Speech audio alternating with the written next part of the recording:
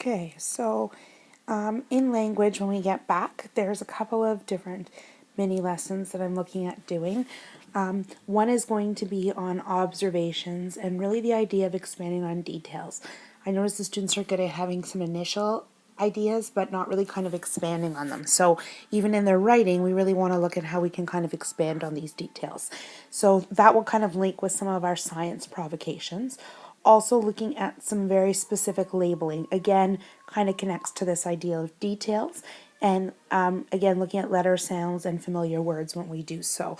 So I know we were working a little bit on this before we left for the holidays, but with students being off for a bit, then this will be a nice review when they get back, and then we can kind of expand on where they're at.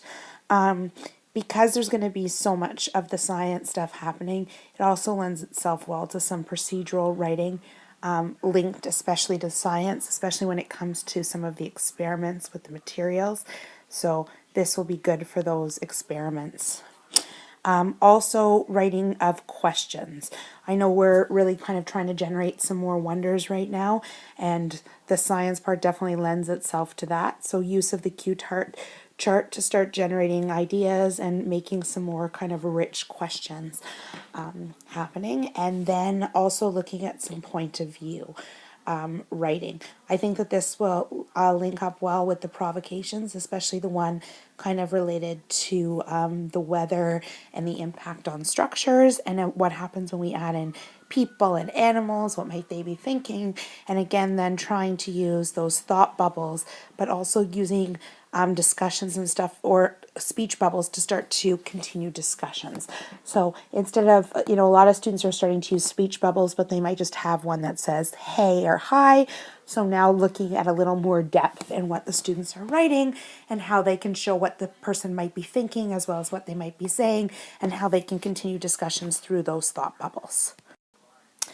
So I'm also going to be looking at starting some science mini lessons.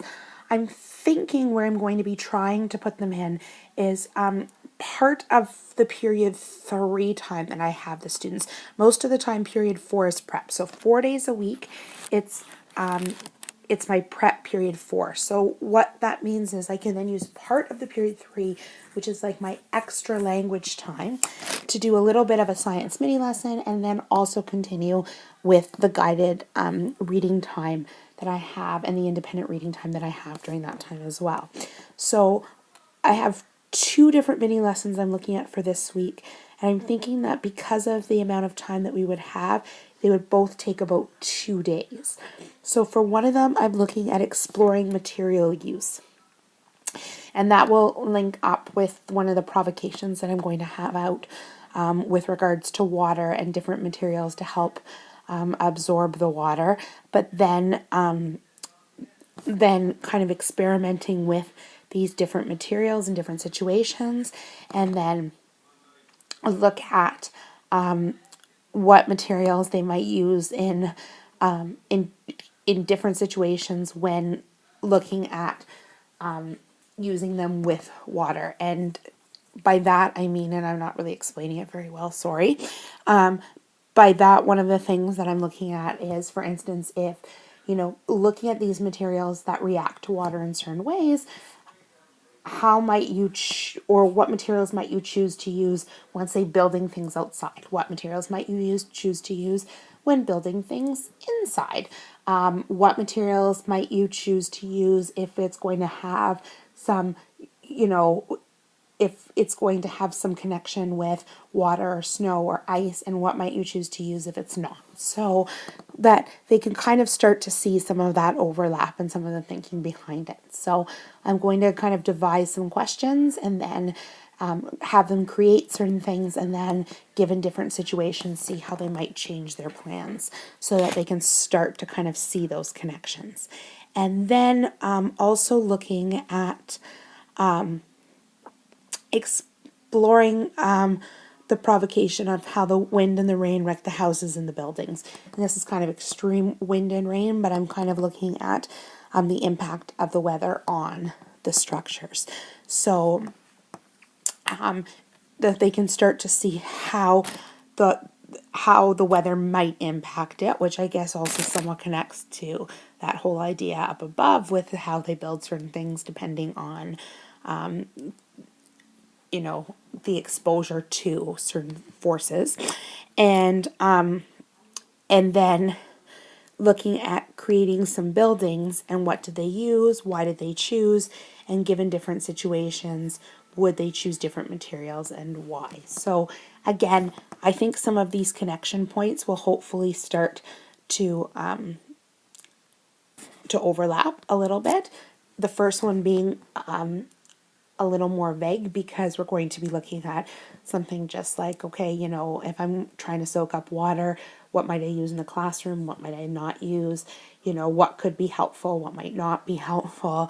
What would happen if the water spilled on certain things and what might happen if it didn't spill on others?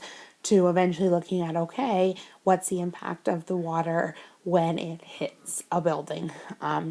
What's it going to do?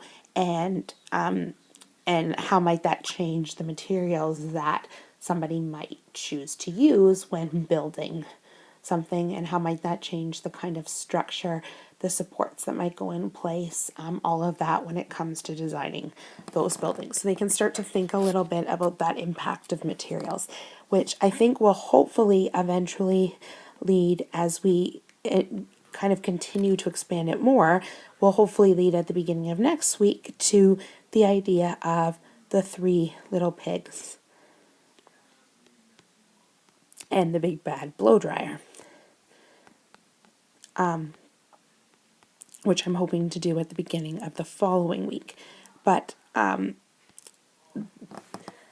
idea here would be that looking at that impact that the environment might have, then how will that change when we know, if a house is going to be exposed to, say, a lot of wind, how might that change the design, and how might that impact on the materials? And if you can only use certain materials, how might you choose to use them? How, in which ways, in which kind of design might you choose to use them to best kind of make use of those materials so that maybe they will kind of hold up the structure.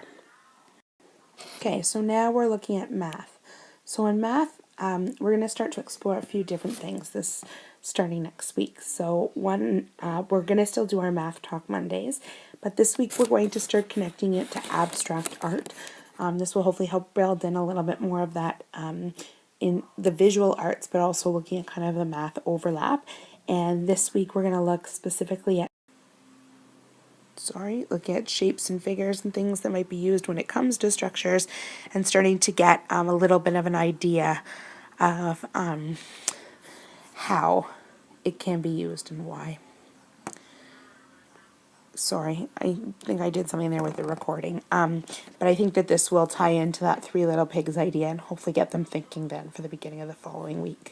Okay, so then on Thursday, we're going to look at doing some building with 3D figures.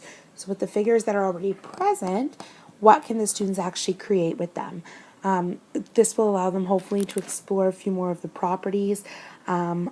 Also thinking about why certain figures might not be used in certain places within the structures. And this is where we can look at, the idea of like whether a tall building or a small building, are there still things that we should be considering about what will keep it sturdiest and things like that. So we can still bring in some of that science vocabulary while also looking at the math component as well.